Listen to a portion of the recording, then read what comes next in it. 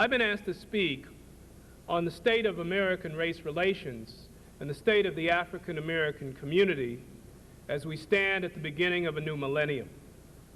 And as I thought about this topic, I thought that perhaps the best way to get into a discussion about the present state of race relations and the state of the African American community is to highlight a statement that was made exactly 100 years ago by the most prominent scholar of the black experience, W.E.B. Du Bois.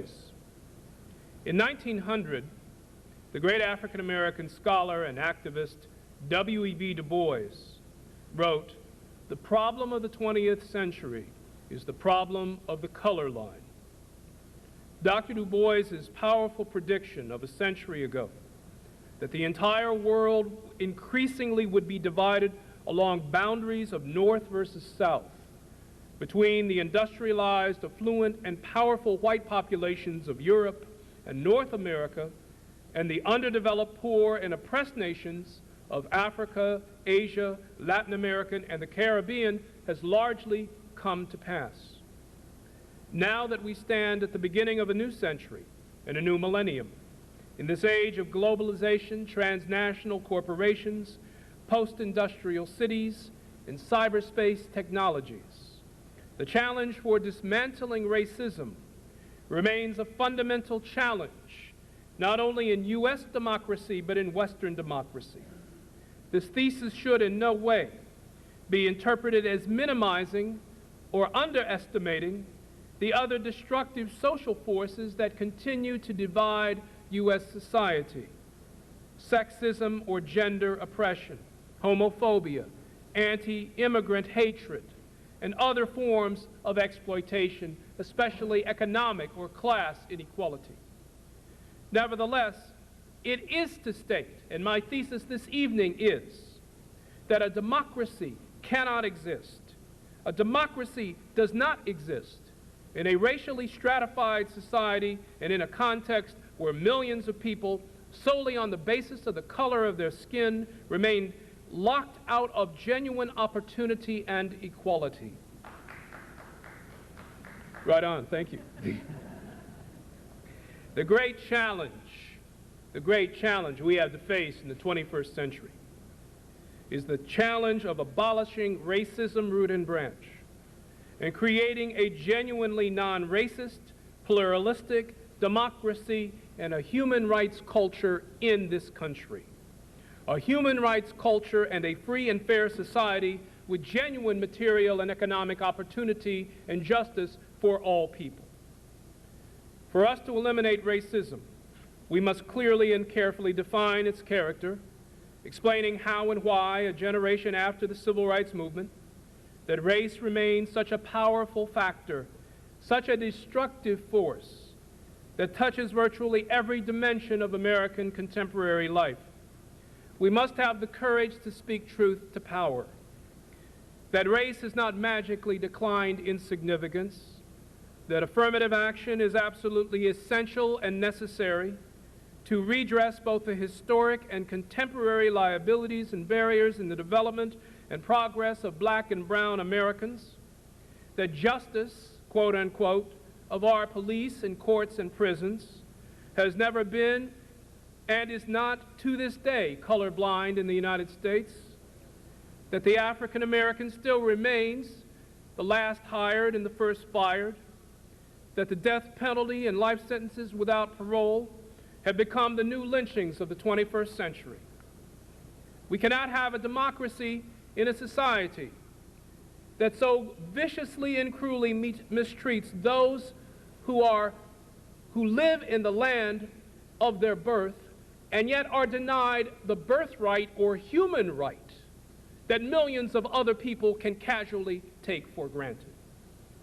This is why it is so important for us in understanding the state of black America, to understand the state of race relations, that we must continually use as our touchstone an understanding of black history.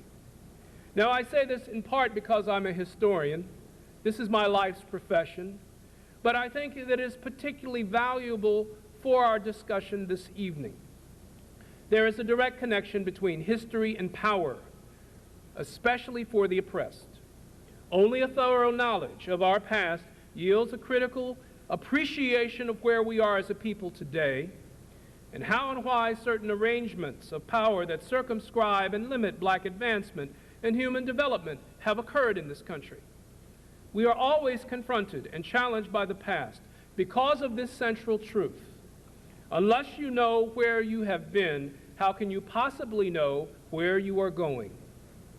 Only the past can explain the present, yielding new possibilities for the future. Thus, black history and culture are essential for empowering black people today. For us to speak about black history and power and vision in a language that is articulated by such giants in the intellectual tradition of black folks, such as Carter G. Woodson and W.E.B. Du Bois and John Hope Franklin, helps us to discern what are the challenges in the future. Can we perceive ourselves, as our greatest black scholars have done, as not merely the interpreters of our experience, but as the creators of a new history? Toward that purpose, this evening, I would like to interrogate several topics or themes. First, let us consider the tension and the connections between the black past and the black present in the context of U.S. race relations. We're now a generation removed from the civil rights movement and the black power struggle of the 60s. What are the human dimensions that can be termed day-to-day racism that impacts millions of black people here in the 21st century? All of us in this room know that the signs reading white and colored that segregated black folk from white have been now taken down for a generation.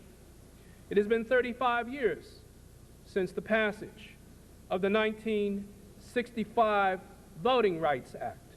It has been 36 years since the passage of the 1964 Civil Rights Act outlawing legal racial segregation. Yet, despite the passage of legislation and legal victories, despite the growth of a substantial and successful black middle class, the barriers to black equality nevertheless still exist.